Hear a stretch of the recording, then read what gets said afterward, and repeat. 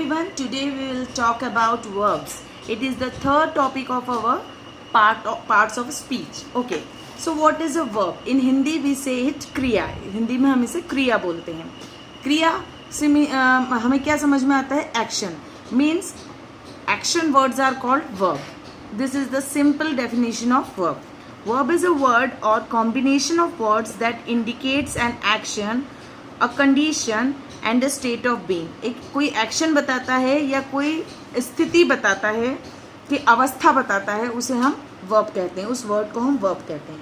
Verb tells us what the subject perform. Subject क्या कर रहा है, what action the subject is performing, that is told by the word verb in a sentence. Verbs are the heart of English sentence. English के जो sentences होते हैं उसका heart होता है, दिल होता है verbs. It comes after the subject in a sentence. हमेशा सब्जेक्ट के बाद में ही वर्ब आता है. Mostly there are exceptions. Okay, she writes a letter. She is the subject here, writes is the verb, a letter is the object here. So the structure of a sentence is subject, verb and object. Now Ram walks in the morning. So Ram walks in the morning, it's a usual action. वो रोज करता है. Okay, he is going to school. A condition, state बता रहा है क्या कर रहा है वो. He is going to school. He does not like to walk. उसे घूमना अच्छा नहीं लगता है, तो ए नेगेटिव एक्शन बता रहा है ये. अनु इज ए गुड गर्ल. तो स्टेट ऑफ बीइंग, वो कैसी है तो बता रहा है कि वो कैसी है, वो गुड गर्ल है. ही इज टायर्ड, वो थका हुआ है, तो ये भी स्टेट ऑफ बीइंग, स्टेट बता रहा है. ठीक है. Now action verbs. Action verbs दो तरह की होती है, transitive and intransitive.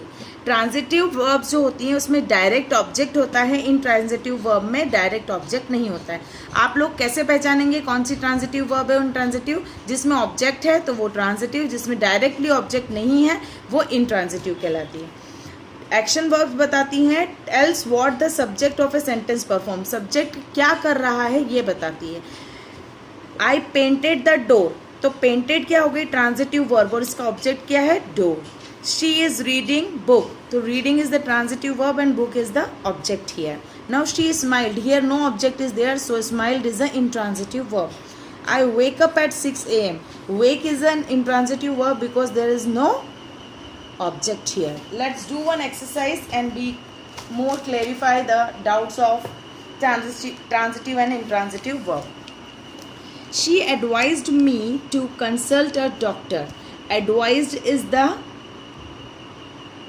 what is advised? Is the transitive verb because advised is a verb here and me is the object here. Okay. Now next is let's invite your cousins as well. So invite is the verb here and cousins is the what?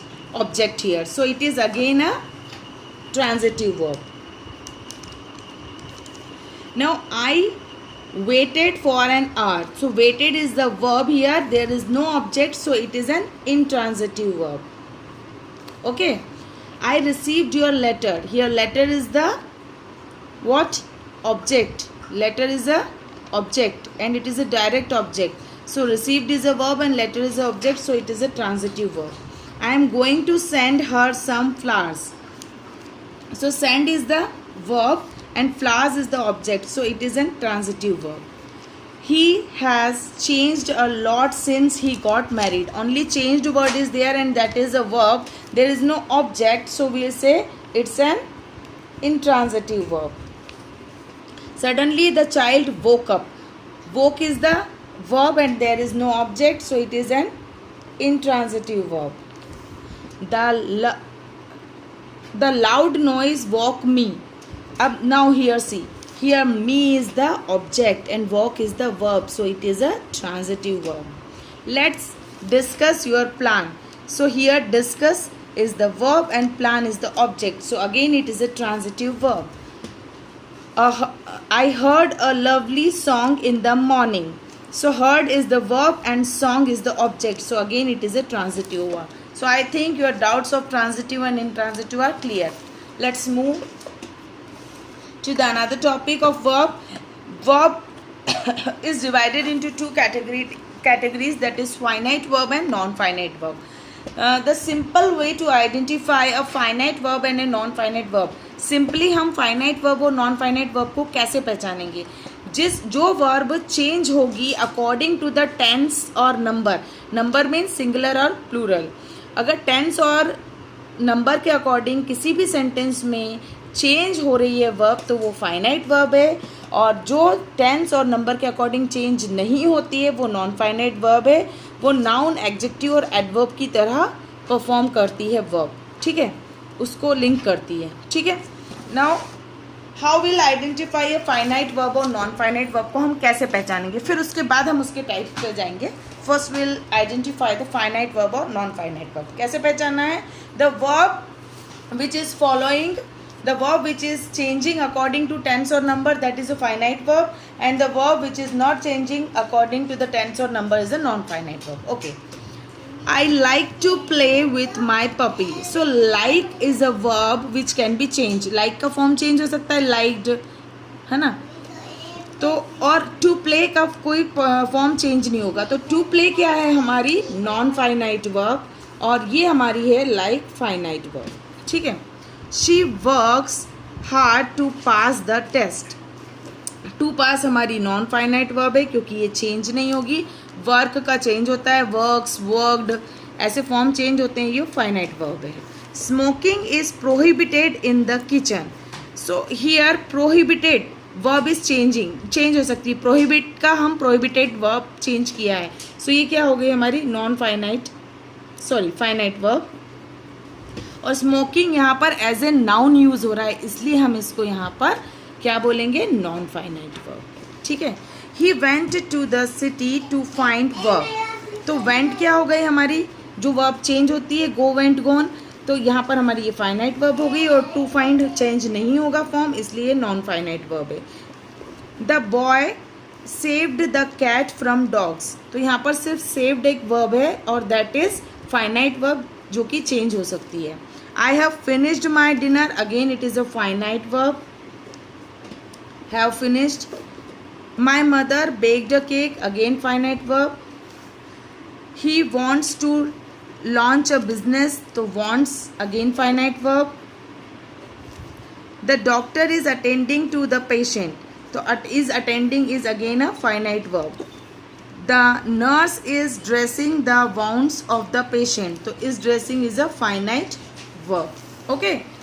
Now the types of finite verb and non-finite verb. Types of finite and non-finite verb. Okay. So finite verb is divided into three categories: principal verb, linking verb, auxiliary verb. Principal verb is also known as main verb and lexical verb. ये names, three names है इसके, लेकिन तीनों similar है. Names are different. Principal verb, main verb, lexical verb, all are same. Second is linking verb. Third is auxiliary verb. We are telling helping verb also. Another name of auxiliary verb is helping verb. इसे हम helping verb भी कहते हैं.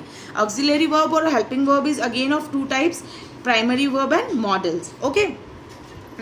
इसको हम modals भी बोलते हैं और modal भी बोलते हैं, दोनों सही है pronunciation. Okay. Now non-finite verb is again divided into three categories: infinitive, gerund and participle. Participle is again divided into three categories, that is present participle, past participle and perfect participle. Okay. We'll discuss all these things in detail. First we'll go on finite verb. First principal verb, that is also known as main verb or lexical verb. Primary, main verb or lexical verb. It provide information and express action. कार्य हो रहा है, work is going on, work चल रहा है, action चल रहा है, that is shown here in the main verb. He gave me a book, gave is action, दे रही है. He told me a story, told is an action. The child weeps, बच्चा रो रहा है, that is also an action. Next is linking verb. Linking verb को हम copular verb भी कहते हैं. जो हमारी verbs के B forms होते हैं ना, is, am, are, was, were, act, feel, become, remain, all these are linking verbs. Linking verbs क्या करती है? Connect with subject of the sentence and give information about subject. Subject के साथ connect करता है, link करता है और information देता है subject के बारे में. Complement as subject, इसमें एक complement भी use होता है, मतलब additional information भी होती है, जैसे noun, adjective और पास्ट पार्टिसिपल की तरह एक्ट करता है। जैसे सब्जेक्ट में लिंकिंग वर्ब ऐड होता है, फिर सब्जेक्ट कॉम्प्लीमेंट आता है। Linking verb act as a main verb in the sentence. Linking verb एक मेन वर्ब की तरह ही एक्ट करती है सेंटेंस में। ओके, जैसे दे आर स्टूडेंट्स, तो आर क्या है, लिंकिंग वर्ब है और ये सब्जेक्ट कॉम्प्लीमेंट है, noun. Okay, he looks happy, तो लुक्स क्या हो गया, लिंकिंग वर्ब है, लेकिन हैप्पी क्या है, as an adjective role play कर रहा है। ठीक है, सब्जेक्ट कॉम्प्लीमेंट है, as an adjective. They seems tired, linking verb है सीम्स, और टायर्ड क्या है, पास्ट पार्टिसिपल फॉर्म है, वर्ब का third form. Clear. Now next is auxiliary verb, जिसे हम हेल्पिंग वर्ब भी कहते हैं। अब हेल्पिंग से, हेल्प से हमको समझ में आता है, हेल्प ये क्या करता है, मेन वर्ब को हेल्प करता है। Help the main verb to define tense और मूड, टेंस और मूड बताने के लिए मेन वर्ब को हेल्प करता है। ये बेसिकली बेस्ड होता है टेंसेस पे। प्राइमरी होती है इसमें और मॉडल्स होते हैं। प्राइमरी वर्ब में बी के सारे फॉर्म्स आते हैं, is, am, are, was, were, do का डिड, डज, और हैव का has, had. Let's see some example. He is playing, तो is is the primary verb, auxiliary verb, and playing is the main verb. I have finished, so have is the auxiliary verb. I have a dog, I do my work, all these are auxiliary verbs example. Now modals used with the main verb to indicate tense or mood. Main verb के साथ use होता है tense और mood को बताने के लिए, ability, possibility, obligations, expectations, ये सब बताने के लिए। और मॉडल्स कौन कौन से होते हैं, can, could, may, might, will, would, shall, should, must, ought to, need, used to. I will make a separate video on models in detail. Okay, so you can jump, तो यहाँ पर can क्या है, मॉडल है, auxiliary verb है। It may rain today, so may is an auxiliary verb here as a model. Now we'll do one exercise to identify the main verb and auxiliary verb in a sentence. How to identify the main verb and auxiliary verb in a sentence? They are teachers. So what is are here? It is a linking verb, it is a main verb. Okay, I will tell her the truth. So will is an auxiliary verb and tell is the main verb. I don't know your phone number. So don't is an auxiliary verb and no is a main verb. Have you done the washing up yet? Have you done the washing up yet? So done is the main verb. Sorry, have you done the washing up yet? Have you done the washing up yet?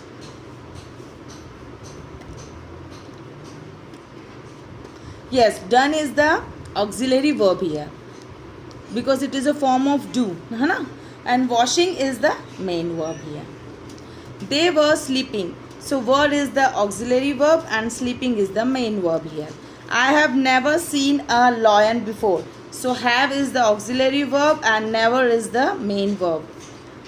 Yes, does your mother wake up early every day? Here does is the main verb because there is no other verb in this sentence. I have 2 brothers and a sister, so have is the main verb here because there is no other verb in the sentence. You should definitely see the movie.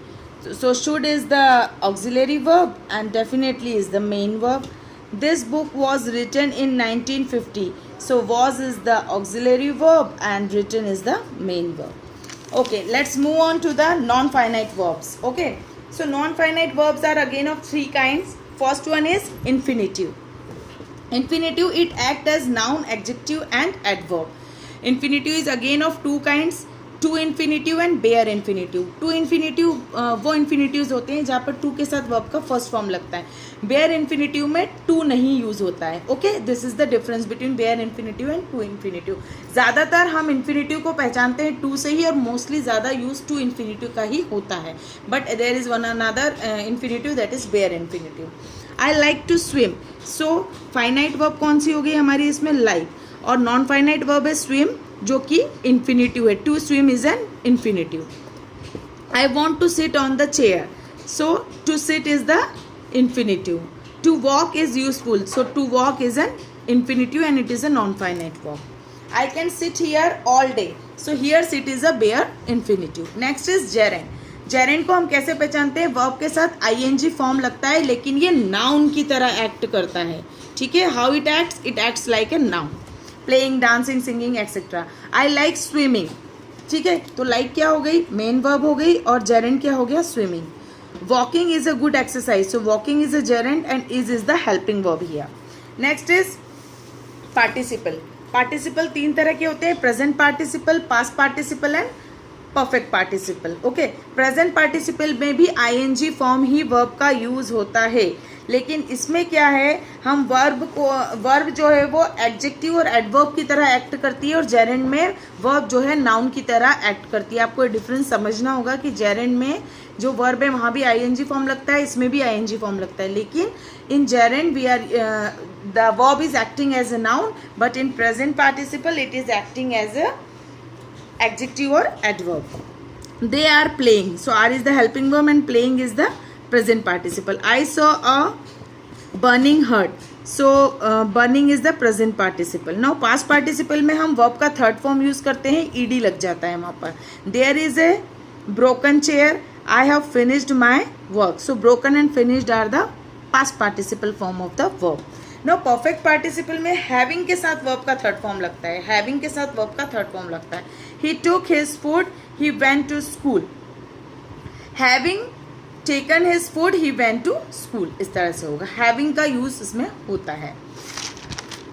Now forms of verb. There are 3 forms of verb. आप लोगों को सब पता है, this forms के बारे में आप लोगों को पता है, फिर भी मैं एक बार एक्सप्लेन कर देती हूँ. वर्ब का फर्स्ट फॉर्म होता है बेस फॉर्म, वर्ब का सेकेंड फॉर्म होता है पास्ट फॉर्म और वर्ब का थर्ड फॉर्म होता है पास्ट पार्टिसिपल फॉर्म. जैसे play, played, played, call, called, called, die, died, died, provide, provided, provided. Now regular verbs जो होती है 97% जो वर्ब्स होती है वो रेगुलर वर्ब्स होती है. 3% हम समझ सकते हैं कि वो इरेगुलर वर्ब्स होती है जिसमें स्पेलिंग चेंज होती है. जैसे go, went, gone, be, was, were और been, say, said, said, come, came, come, do, did, done, take, took, taken, see, saw, seen. तो ये लगभग 200 वर्ड्स होती है और इन वर्ब्स होती हैं और इनको हमें लर्न ही करना होता है. प्रैक्टिस से हमें ये चीज़ें लर्न होती जाती हैं. कुछ वर्ब्स इरेगुलर वर्ब्स होती है जो तीनों फॉर्म में सेम रहती हैं, जैसे hit, set, cut, put, let, hurt, all this things. पहले हम लोग थिंक का THOUGHT थॉट लिखते थे, लेकिन अब जब चेंजेस आया है तो उस चेंजेस में हम थिंक्ड लिखते हैं. लर्न का हम लर्नड लिखते थे, लेकिन अब LERNED लर्न लिखते हैं. कौन से टेंस में? वर्ब्स के सेकंड और थर्ड फॉर्म में, दोनों में इनको यूज करते हैं. Now will revise, we will do one exercise to identify the gerund और participle. Identify infinitive, gerund and participle in this sentences. The children laughing and singing walk me up. बच्चे हंस रहे थे और गा रहे थे जिससे मेरी नींद खुल गई. So laughing and singing here acting as a noun, so it is a gerund. Radha likes to dance in the rain. To dance means it is an infinitive. There are many ways of breaking a heart. So there are many ways of breaking. Breaking ING form है और it is acting as a noun, so it is a gerund. A broken heart will mend over time. Broken is the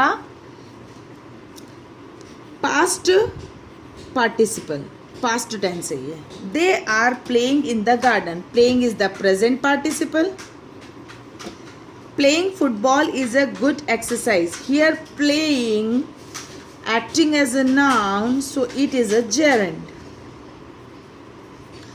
I like to walk is an infinitive. जहाँ to आ जाए that is infinitive. It is not enough to succeed.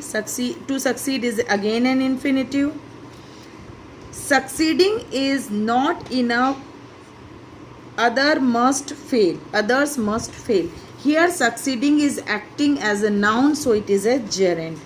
To work is necessary, so to work is again an infinitive. That's all for today. I hope you are able to understand the concept of verb, the whole concept of verb in this session. Thank you.